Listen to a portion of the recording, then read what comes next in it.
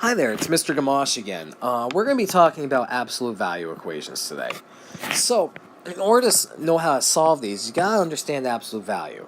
So we'll start with that. So, basically what absolute value is it's a number's distance from zero on a number line. So we'll keep it pretty basic here. We'll look at absolute value of 2. Now, hopefully you're noticing, for absolute value, you're going to end up getting these two lines right here. When you see those two lines around a number or an expression, that means you're looking for the absolute value. So the absolute value of positive 2 is going to be 2. Why is that? If we draw a number line, you'll notice I'm going to draw a very minimal number line here. I'm just going to keep a few values, just the values I need. Don't have to have a perfect one for this. Okay. So now, if I look at positive 2, I notice that it's 2 units away from 0. So the absolute value of positive 2 equals 2. Now, you might be thinking, alright, well that's all well and good, but what about negative numbers? Alright, if I were looking for the absolute value of negative 2, I'm going to identify negative 2 on my number line. Now, if I look, it is 1, 2 units away from 0. So the absolute value of negative 2 is also positive 2. Pretty cool, huh? Now, here's where you can get in a little bit of trouble solving these absolute value equations. You're going to get two possible solutions, and that's what we're going to look at a little bit. But first of all, just know that absolute value is a number's distance from 0 on the number line. Alright, so let's try to solve one of these. Okay. We'll keep it easy. We'll go with x plus 1.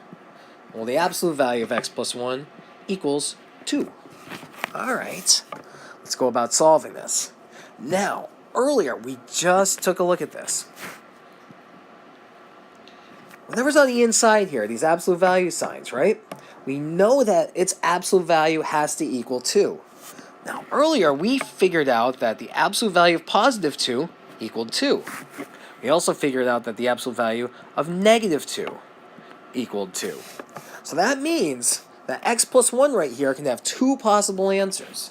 X plus 1 could equal positive 2.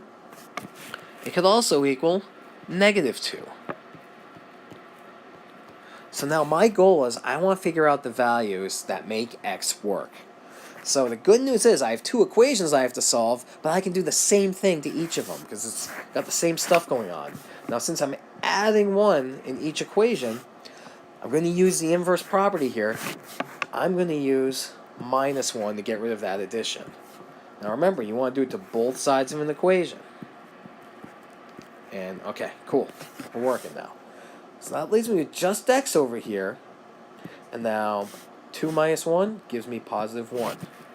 Now over here, again, I'm left with x all alone. If I do negative 2 minus 1, I'm not going to get 1, am I? Or even negative 1. A lot of people would want to just say, oh, it's got to be the opposite. But it's not.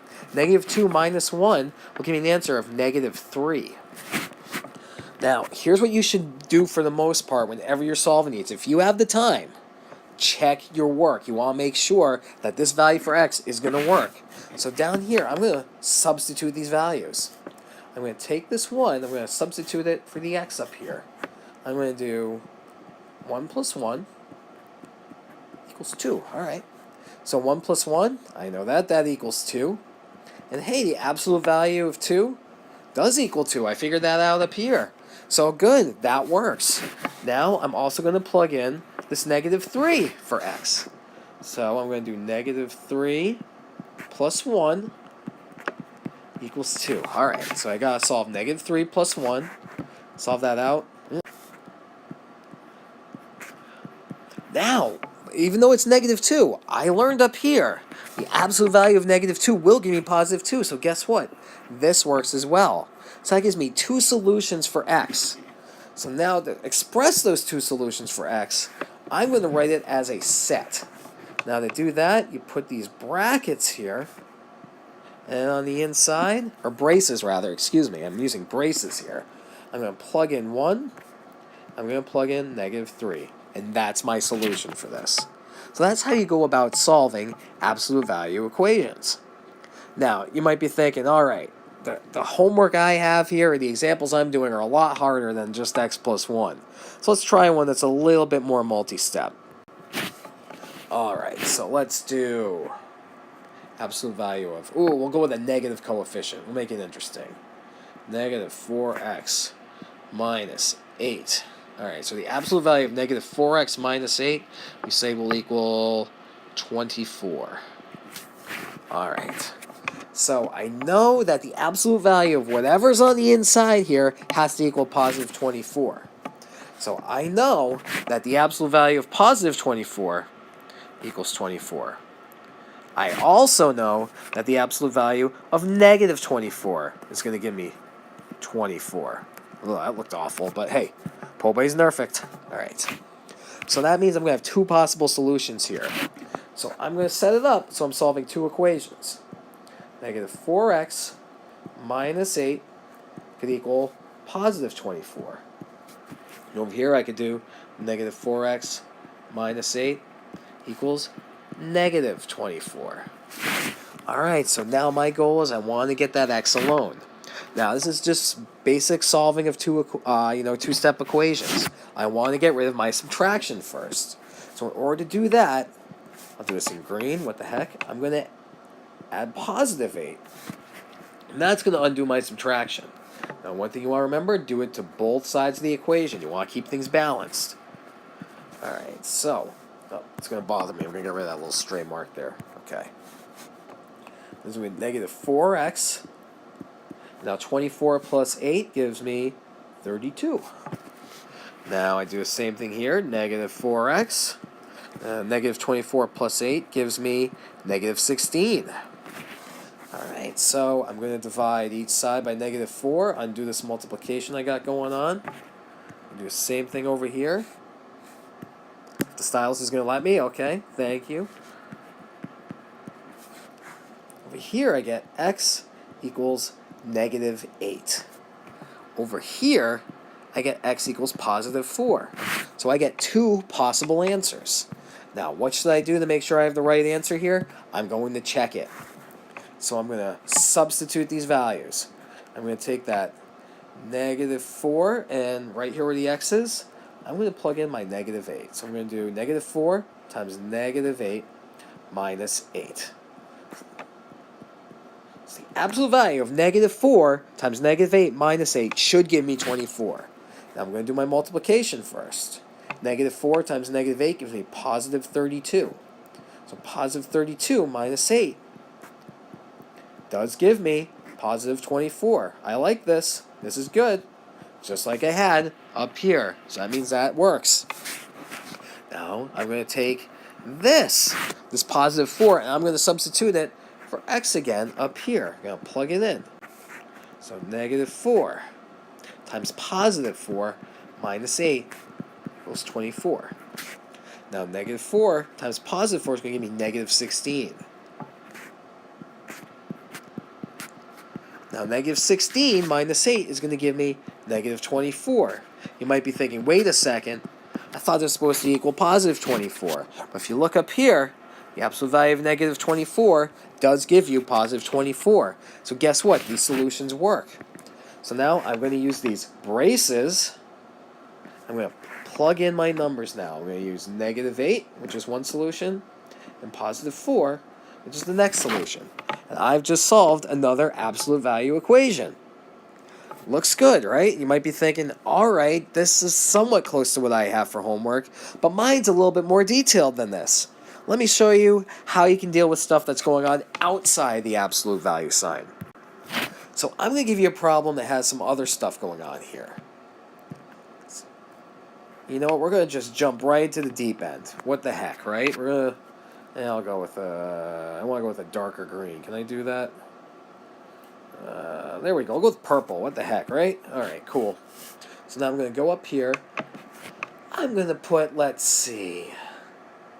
All right, let me think of something good here. All right, 10 minus 8. And then in my absolute value sign, I'm going to put negative 2x minus 2. And then on the outside here, I will put, let's see. Oh, what the heck. I'll go with 2. All right. Got some work to do here, but we can do this. We're good. All right, now I got stuff going on outside the absolute value sign. Here's the thing. You want to treat that absolute value sign here, right? Your goal when you're doing this, you want to get that absolute value sign alone. You want to isolate all this other stuff. Get rid of it. Okay, so I want to get rid of the 10, the negative 8 here. All right. Now, you might be tempted to say, oh, man, 10 minus 8. This is easy. But no, this isn't 10 minus 8. Don't think of it that way. You have that negative 8 right outside the absolute value signs, right? That means you got multiplication going on here. So the first thing you want to do, you don't want to do 10 minus 8. You want to get rid of the 10 because you're going to undo that multiplication in your next step. So let's get rid of the 10 first. In order to get rid of the 10, we're going to subtract 10 from each side. All right? So as I do that, once I get rid of the 10 on each side, I get negative 8 here. And then I still have this expression inside my absolute value sign. Now 2 minus 10 is going to give me negative 8. All right, now it's time to get rid of our negative 8. Now remember, since it's outside the absolute value sign, we're treating that absolute value sign as a grouping symbol. To undo multiplication, we're going to divide. So I'm going to divide this whole thing by negative 8. If I do that here, got to do the same thing over here. Negative 8 divided by negative 8 gives me positive 1. So it essentially cancels out. Negative 8 divided by negative 8, again, gives me positive 1. How nifty, because now this just leaves me with the absolute value of negative 2x minus 2 equals positive 1. So that's what you want to do when you have stuff going on outside the absolute value sign. Do what you can to get rid of it. Use inverse operations. Isolate that absolute value sign until you have just an expression left in that absolute value sign. Then you can solve it just like we did before. Now, I'm not too good with space here, so I'm going to have to go to another page. So, let's see. The absolute value of negative 2 minus 2 equals 1. Hopefully I can remember. Come on.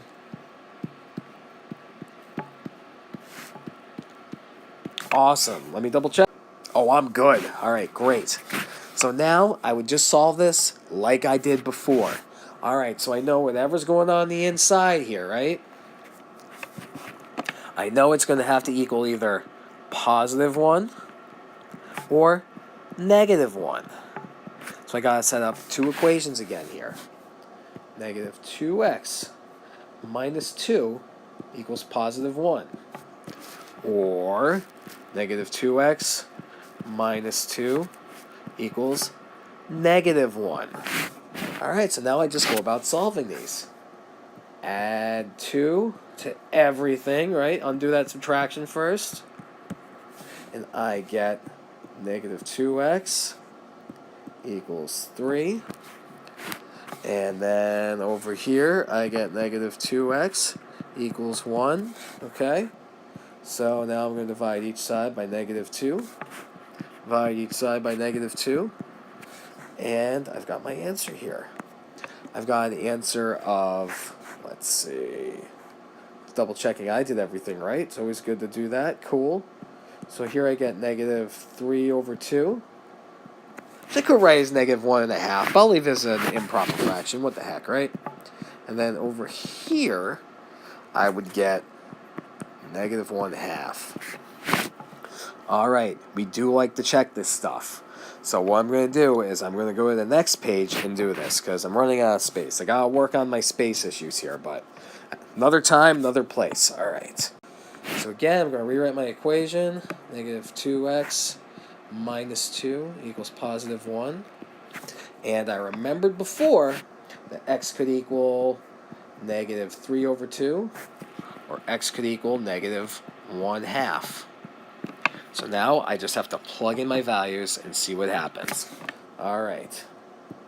Negative 2 times, let's see, negative 3 over 2 minus 2 should equal positive 1. Let's do this out first. All right. So I can put a denominator of 1 here under my whole number. That allows me to do some cross-simplifying. I like this. All right. Gives me negative 1. All right, so that means negative 1 times negative 3 is going to give me positive 3.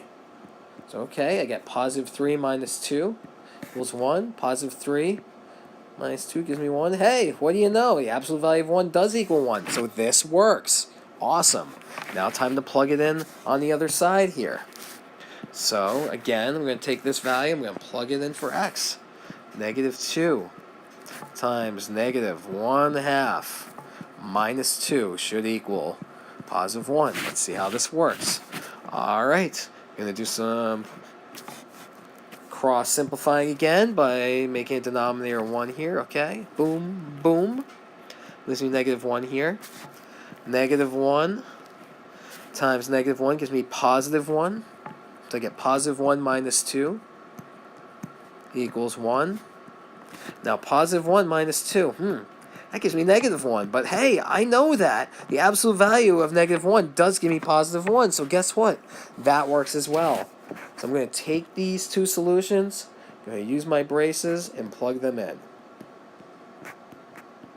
And that was an awful looking brace. I guess the stylus is starting to lose hope. But I'm going to finish it out. We can do this. All right.